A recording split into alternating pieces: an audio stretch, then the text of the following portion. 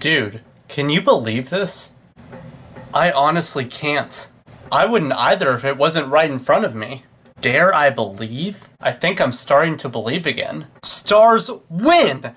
5-2 in Game 2 in Round 2 against the Colorado Avalanche, and they take a 2-0 lead. I'm sitting here the day after, and I am honestly stunned. I'm excited, but I'm stunned right now. In my wildest dreams, I could have never imagined that we would take a 2-0 lead against the Avalanche. Now, that's not completely true. I thought that they were going to steal Game 1, but I did not think that they were going to win Game 2. Colorado had this attitude that they were going to bounce back and that they were caught off guard in Game 1 and that they didn't play well. And it looked like they were bouncing back. They had a 2-0 lead halfway through the game. And then, they collapsed. And 1, 2, 3, 4, 5 Stars goals later, the Avs just looked stunned. When Jared Bednar was talking to the media after Game 1, he had this theme, he had this attitude of, well, half the team didn't show up tonight, and he did that to rally the boys, to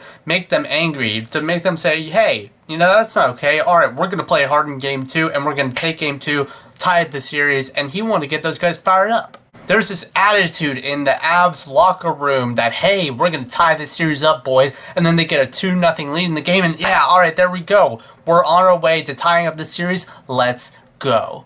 And then when they lose 5-2, they let up 5 unanswered goals. That attitude of we're going to bounce back evaporates. It's gone. And judging by how the players and the coaches were talking to the media yesterday, they look like they don't know what hit them. They went from blaming themselves to making excuses and talking about the officiating and talking about the 4th goal, which honestly was a questionable goal, but to me it looked like it crossed the line, but I may be a bit biased, so I'll shut up. But they've started to make excuses, and that's a very dangerous thing to do when you're down 0-2 in a series. Quite frankly, the whole we got screwed by the refs narrative is an excuse. It's an excuse to distract from the fact that their depth isn't showing up, and it's an excuse so that they deflect blame from themselves. Also, it's completely BS because they had 8 power plays compared to the Stars' 3. Does that not seem a little ridiculous? This is a team that a lot of people had going to the Stanley Cup Final and even had winning. And now they're down 0-2. I'm stunned. I'm sorry. I think the thing that gets me for this game as compared to Game 1 is the fact that they actually played a pretty good game. Like, they did not play well in Game 1. I think we can all admit that. But Game 2, they played a whole game, and they still got beat by the Stars. Anton Khudobin better be getting a new contract with the Stars over the summer.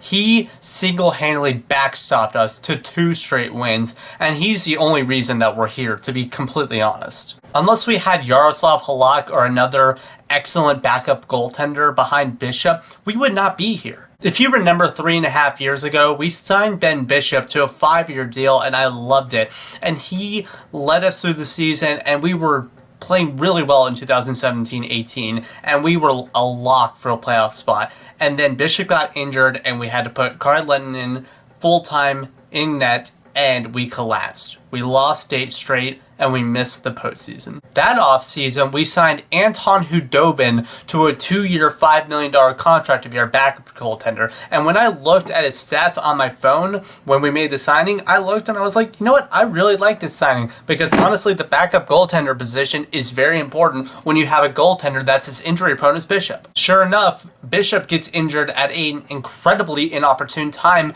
but not to panic because we have Dobie. And now we are reaping the rewards of that incredibly smart signing. Shifting gears here, I would just like to send out a message to the Stars head coach. Rick Bowness, I am deeply, sincerely sorry. I called you lazy after the exhibition game because you didn't make any adjustments. I was wrong. I will admit it. I was wrong. This man has brought a calming, level-headed presence, even-keeled presence to the bench in a very weird time. This is a strange time for all of us. There's a pandemic going on right now. They're in a bubble. but he's brought a calming presence to this group. And he does get fired up when he needs to, when he feels like it's appropriate to. When we were down 3-0 against Calgary, he brought a calming presence to the bench. He didn't scream and yell, but he said, "Hey boys, let's play our game." And the offense is looking as efficient as I have ever seen it. This is the best I've seen the Stars offense in 4 years, since 2016. And I'm serious, yeah. I think it's safe to admit it right now. We are witnessing something special. We are witnessing something magical. I'm not completely sure I can comprehend what we're witnessing right now, but this is special. It's so weird though, because literally 2.5, 3 weeks ago, we were watching games and we were on a 10-game losing streak. I was as down on the Stars as I think I've ever been, and now I'm as high in the Stars that I think I've ever been. I was like this low, on the Stars 2-3 weeks ago, and now I literally can't reach it. I am so high on the Stars right now. However you want to say it, the Stars are 2 games away from the Western Conference Final. They are 2 games away from going to the semifinals. They are 2 games away. This is magical, ladies and gentlemen. This is special. Although this brings me back to a little something I said a couple videos ago, and I said last video.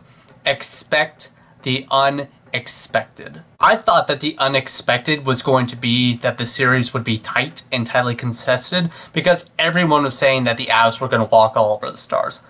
But in no world did I ever think that the series was going to go like this through 2 games. If you had told me that the Stars would be up 2-0, I would have thrown you into an asylum. I would have thought you were crazy. I said during and after the Calgary series that the Stars had a legitimate shot this postseason. If they get past the Avs, they have a shot. Like a good shot. If they take down a team that a lot of people heralded as a cup contender or a lock for, everyone said, not everyone, but a lot of people said that the Avalanche were their pick to go to the Stanley Cup. If the Stars take that team out, who knows what they can do? Obviously, for this game, Philip Grubauer and Erik Johnson were still out. Pavel Francouz, I felt like he played well. I felt like he played a good game, but the defense just wasn't there for him. Nathan MacKinnon is one of their big leaders besides Gabriel Landeskog in that dressing room. He is single-handedly carrying that team, and he looked dead on the bench. He looked like he was broken on the bench after that game. How do you feel if you were doing everything to lead your team to victory and you lose? 2 games, the first 2 games. Between the factor of that McKinnon is doing everything that he can to try to lead the team to victory and they're still losing, the fact that they have Grubauer and Johnson out, and of course Matt Calvert, but he's been out the whole series, and the fact that they're starting to deflect blame and not look inwards, they are seriously in trouble. It is going to take a Herculean effort for the Avalanche to come back in this series, which they still might do. They are a very, very good hockey team. They're an excellent group, so I would not count them out at all. I would say they're down, but obviously not out. The key for the Dallas Stars in Game 3 is to keep playing the same way that they have. Don't get complacent. Don't get cocky. You've got to keep pounding away at them. Play physical, play hard, whistle to whistle. That has been their game since Game 2 of the Calgary series, and it's worked wonders for them. If they continue to do that, I think that they win Game 3. I'm extremely intrigued by the Game 3 matchup because I am really curious to see how Colorado is going to bounce back. Obviously, the defense for the Stars has been very physical and has had a great presence at roughing up their Stars and making them not comfortable, and roughing up the depth as well, and obviously they haven't scored. But also, when you have that, and then you have Hudobin stopping like every shot, I mean, how do you feel? How are you supposed to feel? That's why they're broken right now. That's why the Avs are broken.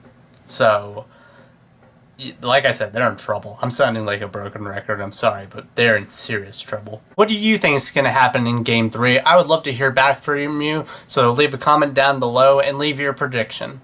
Anyways, guys, that's it for this video. Thank you so much for watching. Please like and subscribe. Comment your prediction down below.